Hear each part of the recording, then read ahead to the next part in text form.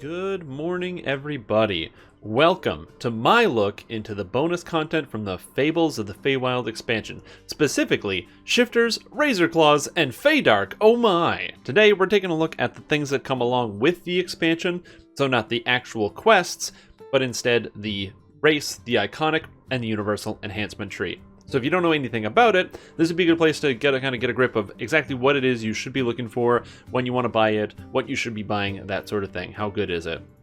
So to get us started off, if you've never seen any of the different bundles before, there's 3 different bundles. You have the standard, the collectors, and the ultimate fan bundle for the expansion. The standard edition comes with a shifter race. It's also important to note that the shifter race comes with just being a VIP. So whether you are actually, buying the expansion or being a VIP, you still get access to the shifter race. The collector's edition comes with the new universal enhancement tree, the Feydark Illusionist. It's important to note that I think it will be available from the expansion through favor because the Inquisitive was, and because the Vistani Knife Fighter was. However, the benefit of buying it here is that you don't actually have to unlock it in game. You can just have it right away. And then finally, from the Ultimate Fan Bundle, we have the Razor Claw Iconic Hero. And we're going to take a look into that and exactly how good or bad that is. And some of you guys might not know much about this, but I'll kind of give you an idea as to what it is, what it can be used for, so that way you can make your own decision. Now granted, I do recommend you buy the Fables of the Feywild expansion already, because the content's looking really, really good. The items are looking amazing. We're going to do an item review later, and all of the content is really exciting, so I think you'll like it no matter what. So let's get started with the basics. What is a shifter? Some of you guys might not be familiar with it. A lot of people say shapeshifter, which isn't entirely correct. Shifters are actually an Eberron race of minor lycanthropes, and they're able to shift their bodies in minor ways. So they're not quite like full werewolves, but they're not shapeshifters. They don't change into anything that they want. They can just very minorly affect their appearance, their physical body, to be able to do certain things. They're very, very versatile in Dungeons & Dragons Online, able to support a whole bunch of different combat roles. Whether you want to be a healer, or a tank, or a melee, or a spellcaster, or a bow guy, they're all really good. They also look really, really fantastic. They got like a lion's mane thing going on, special facial expressions. It's just, I love the way that they look. They did a great job with the design, the feet, the claws, everything else. This race has a bonus 2 to dexterity and a minus 2 to intelligence as a baseline, and they have a very diverse and powerful racial tree, so they have a lot of cool options and different things that they can take.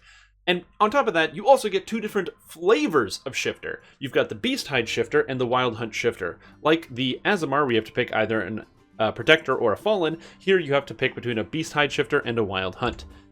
So, what exactly is a shifter, and what does it do? Well, to get started, shifters, they shift, which is like a form of rage. So, you know how barbarians, they go rah, and they get minus to armor class and they get bonus to strength and con, and they can't cast any spells? Well, shifters do just like that. They shift, which is like a barbarian rage, so they can't cast spells. However, while they're shifting, they gain a whole bunch of additional effects, and it constitutes as a barbarian rage. So if you are a barbarian shifter, you get all your barbarian effects while raging, while you're shifting, and all your shifting effects while raging. It makes them have a lot of good synergy. On top of that, the shifter, because they have this kind of rage bonus, they get extra rages, their rages regenerate, and they can rage for longer. So rage and shift are essentially interchangeable, and you can do both. Now, shifters are also considered animals, so they can use all sorts of crazy animal spells that they get out of their tree. For example, they can cast Magic Fang, which for a lot of characters is sometimes even more damage than deadly weapons, and they can use Howl of Terror straight from the enhancement tree. If you've never used that spell before, I tell ya, it's very, very good.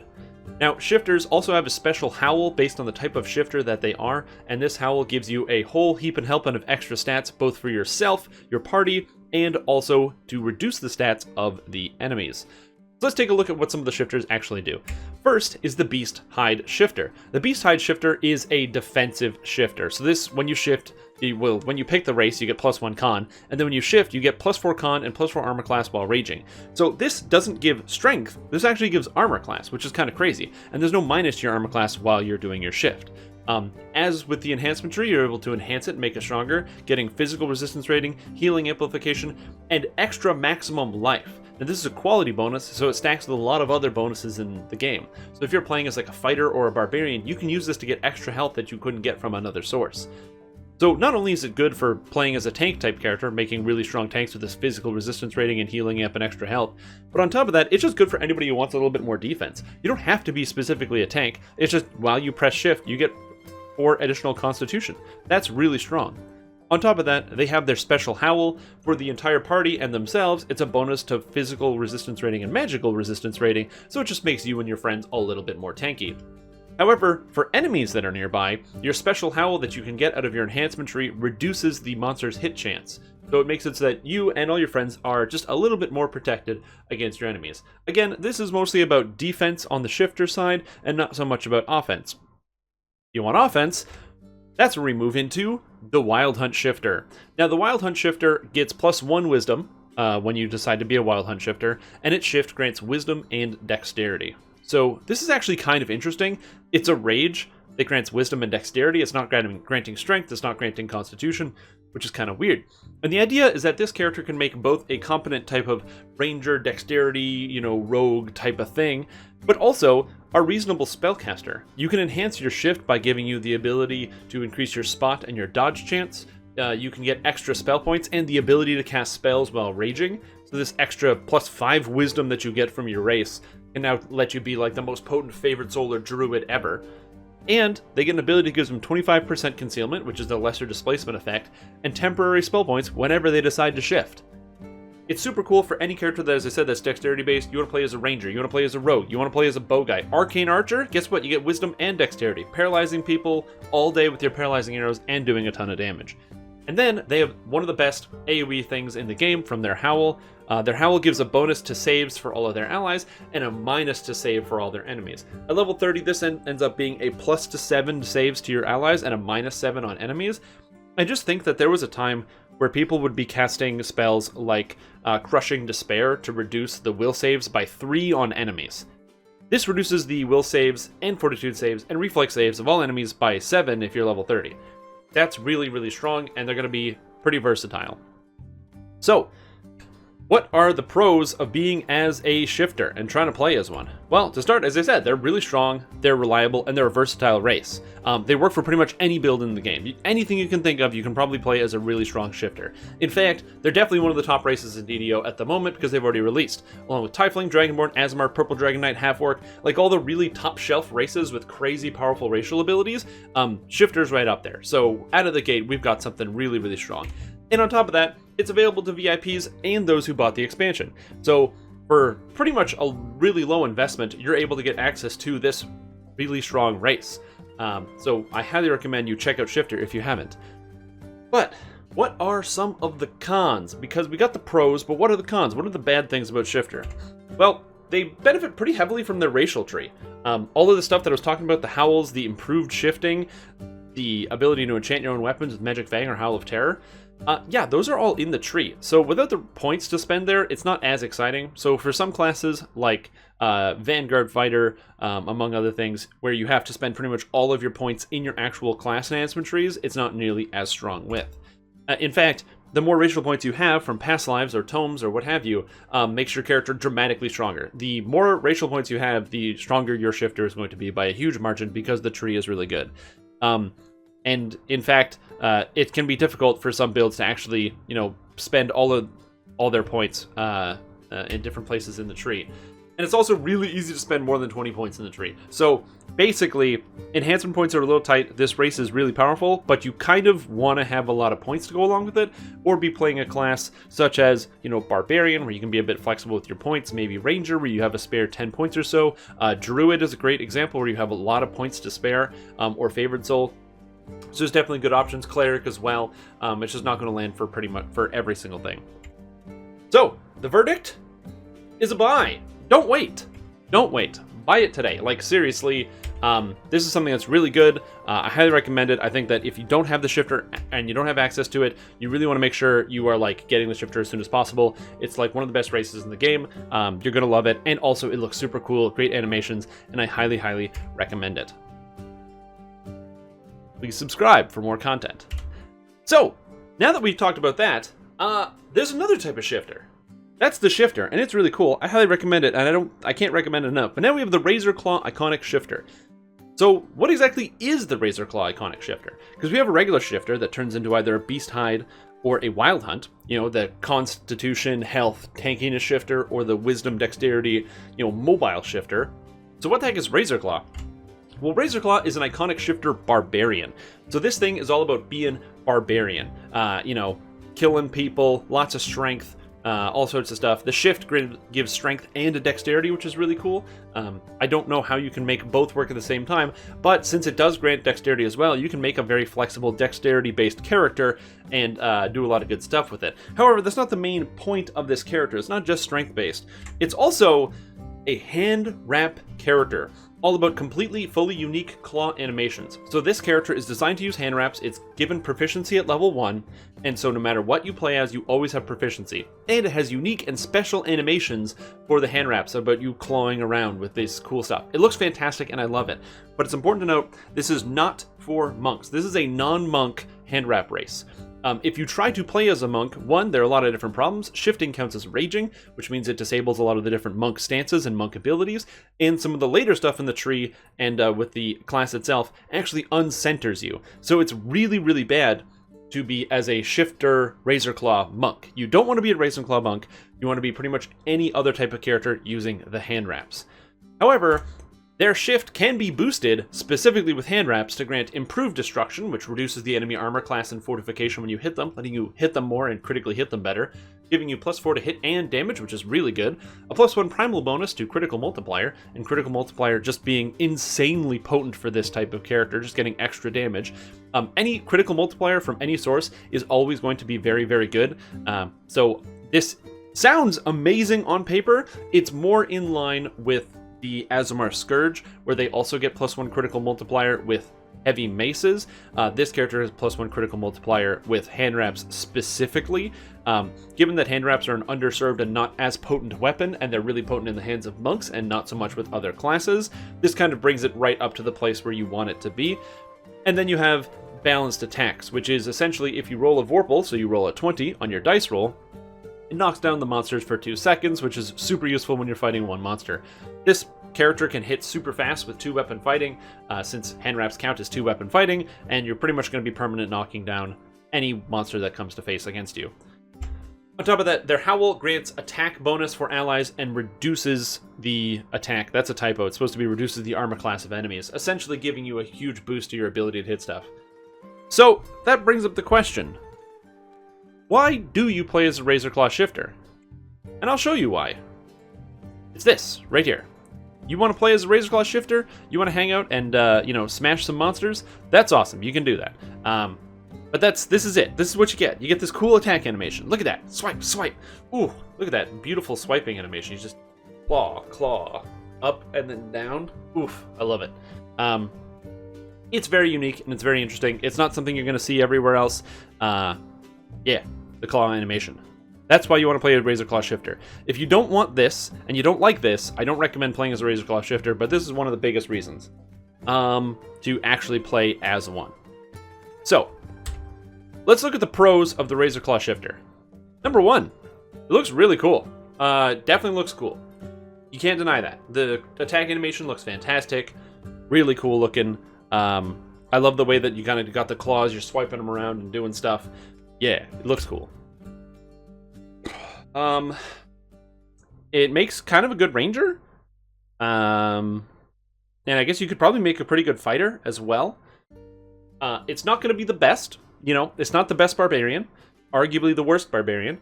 But that's because barbarians are better with two-handers due to the scaling of strength, 3x strength scaling with two-handed weapons. But, it's not too bad. And, it's pretty good. So what are the cons? What are some of the cons of the Razorclaw shifter?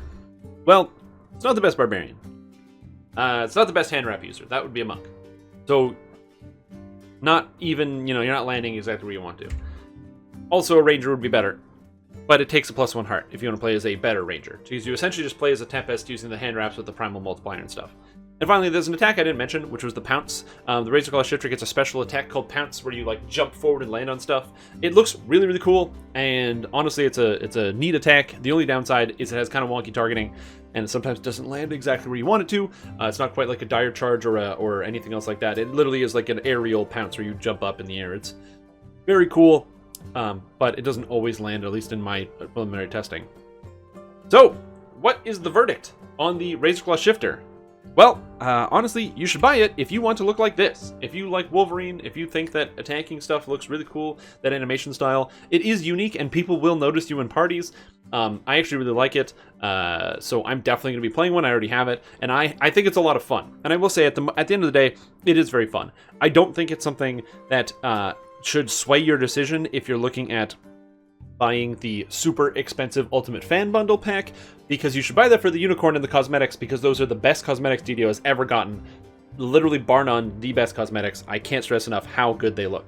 But the actual Razor Claw shifter itself, it's not meta-defining, it's not going to change the game, it's not going to push the envelope as to how powerful barbarians can get, and in fact, neither did really the shifter. The shifter's very powerful, but it's competing with Aasimar, it's competing with Tiefling, some of the most powerful races, so it's not really the tippy-top absolute best. You know, we're not getting crazy power creep here, we're just getting a lot of new good options, and the Razor Claw shifter is just another option that, for barbarians specifically, is not the best, but it is very, very cool. Definitely makes a good multi-class for sure.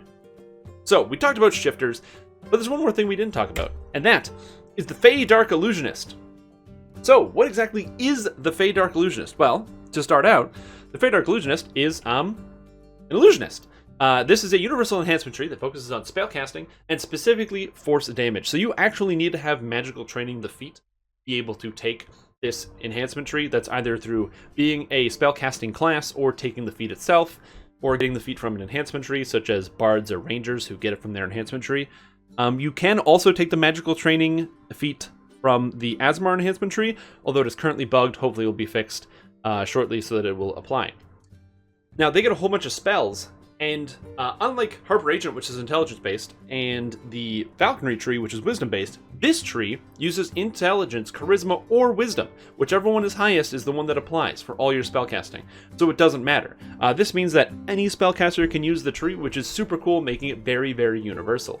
It also grants super cool crowd control and unique damage spells, so you've got like ways to lock down monsters as well as help you deal damage, among other things. It also grants you charisma to hit and damage, and this cool melee Shadow Blade thing that has charisma to hit and damage.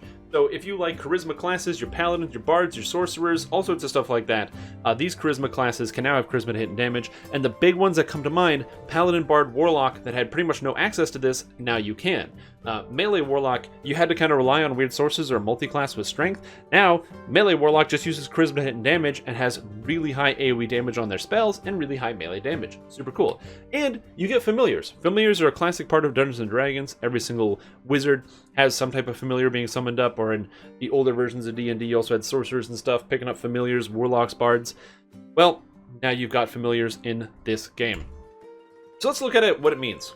Specifically for spellcasters. To get started, you get Greater Color Spray out of the Fey Dark Illusion tree as your third core, and that's the best crowd control spell pretty much in the game for leveling. It's a frontal cone AoE that you shoot at a little cone, and it freezes everything in front of you based on an illusion DC save. Now, this effect stuns all monsters that are living, and if they're not living, many of them just get blinded anyway by the color spray. Undead get blinded, many constructs get blinded, and as a result, this ability is incredibly powerful for keeping yourself alive.